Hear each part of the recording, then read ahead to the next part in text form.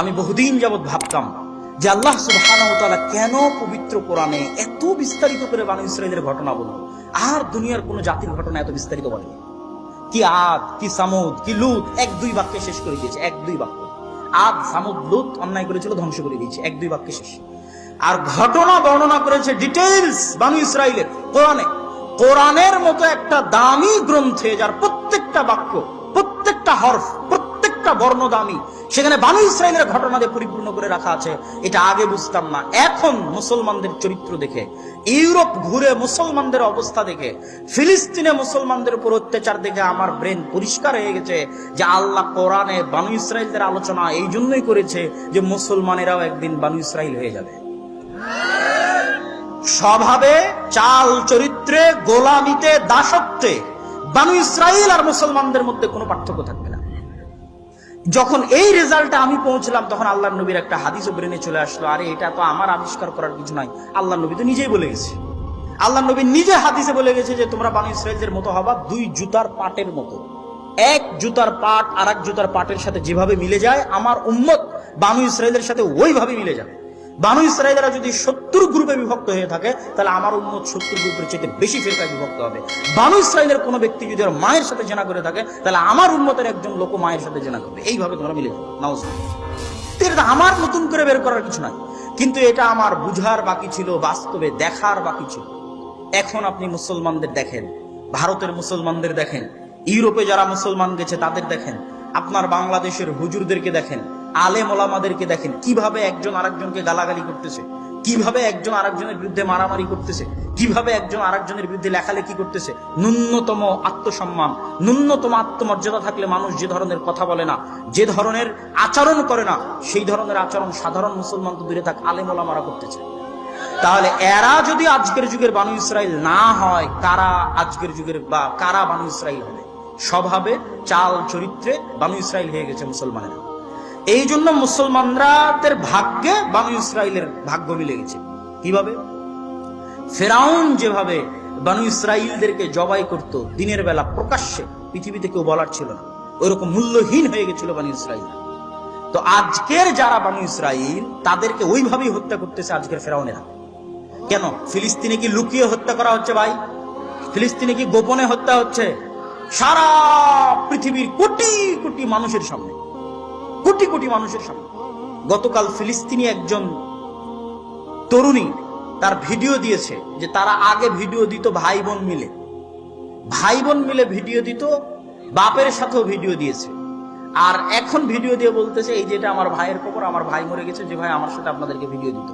এই যে এটা আমার বাপের কবর, আমার বাপ মারা গেছে, যে বাপও আপনাদেরকে ভিডিও দিত। দুনিয়ার মানুষকে সম্বোধন করতেছে যে এই যে দেখেন ফিলিস্তিনের এই অবস্থা, এই যে কারেন্ট নাই, এই যে পানি নাই, এই যে বিদ্যুৎ নাই, এই যে খাবার নাই, এই যে আমাদেরকে হত্যা করা হচ্ছে, এই যে আমার ভাইকে মেরে ফেলে দিল, এই যে আমার বাপকে মেরে ফেলে দিল, এই যে আমার বোনকে মেরে ফেলে দিল।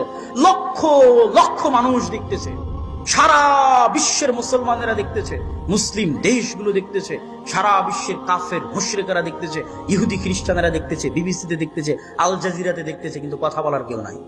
তাহলে আমরা যদি ওই যুগের বনী ইসরাঈল না হইতে, এর চেয়ে বড় উদাহরণ কি নিবেন? সেই যুগের ফেরাউনের কথা আল্লাহ কোরআনে বলছে যে ও জীবিত জবাই করে দিত পুত্র সন্তানকে চোখের সামনে। তারা তো জীবিত আমাদের শিশু বাচ্চাদেরকে হত্যা করতেছে সারা পৃথিবীর চোখের সামনে, কেউ বলার নাই। তাহলে আমরা বনী ইসমাইল কিন্তু হয়ে গেছি বনী ইসরাঈল। কেন? আমাদের স্বভাব চরিত্র, চাল চরিত্রের কারণে আল্লাহ বানিয়ে দিয়েছে। মুসলমানদের এই স্বাভাবিক চাল চরিত্র বিকৃত হলো কখন? একই কারণ, সেম কারণ।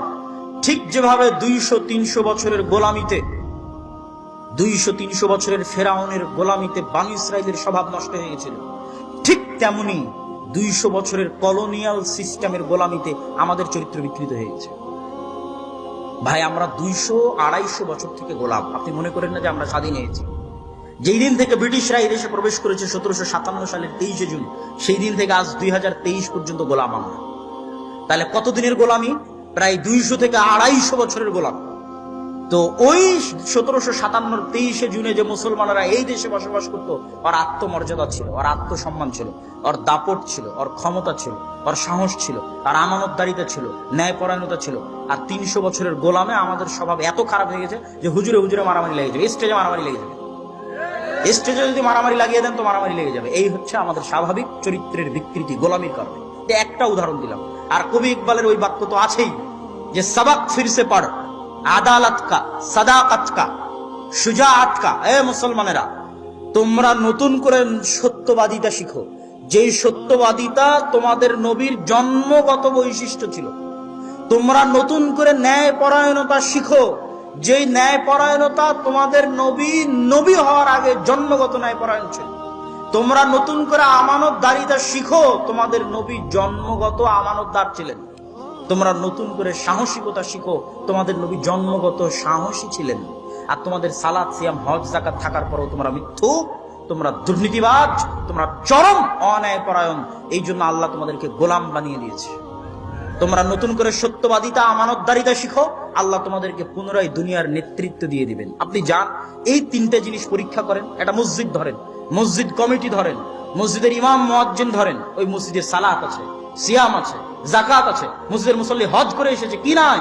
সত্যবাদিতা নাই, আমানতদারিতা নাই, ন্যায় পরায়ণতা নাই। হয় কমিটি ইমামের উপর জুলুম করছে, না হয় ইমাম মুয়াজ্জিনের উপর জুলুম করছে, না হয় কেউ কারো নামে সত্য মিথ্যা কথা বলছে, না হয় কেউ টাকা মেরে নিয়ে আমানতদারিতার খেয়ানত করতেছে। মাদ্রাসায় যান, মাদ্রাসায় গিয়ে মাপেন, সালাত আছে, সিয়াম আছে, হজ আছে, যাকাত আছে, কি নাই? আমানতদারিতা নাই, ন্যায় পরায়ণতা নাই, সত্যবাদিতা নাই।